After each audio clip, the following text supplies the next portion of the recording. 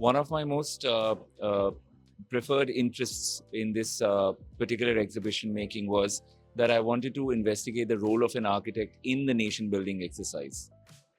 The exhibition tries to engage you with the whole exercise of how, before even architecture comes about, its foundations are laid.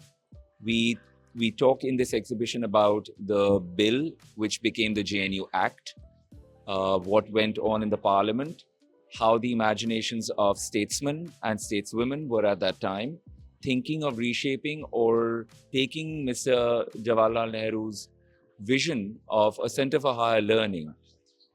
And that vision becomes the act becomes the JNU body, and the Jawaharlal Nehru University then floats a competition, an architectural competition nationwide, to bring forth ideas for how this university will be laid out.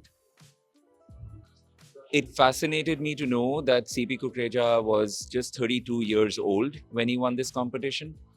I am baffled by what a country it would have been at that time.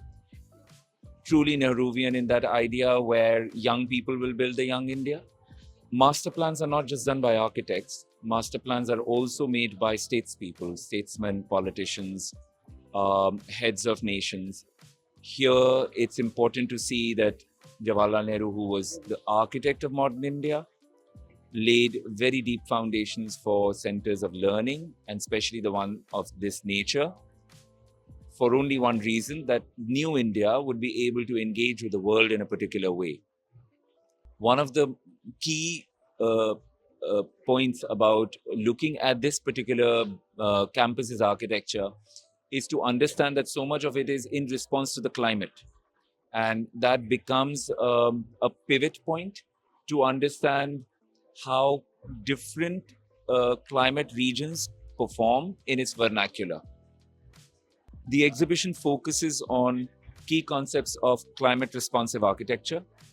And in doing so, what it also tells us is our relationship to other regions of the world, like Central Asia and Africa, where a similar climate actually helps produce a very similar architecture.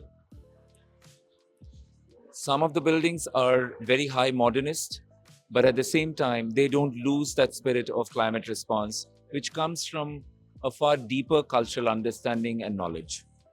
The choice of inaugurating this exhibition at the India Art Fair was something which was, I would say, naturally a yes. The kind of publics that come to the India Art Fair, from students to art collectors, the spectrum is complete. The India Art Fair becomes a perfect platform for a project like this because we are able to engage with the public in a way that we wouldn't be able to do in a gallery space or a private setting. It's the engagement that India Art Fair truly offers of a spectrum that is very difficult to otherwise engage with on one's own self.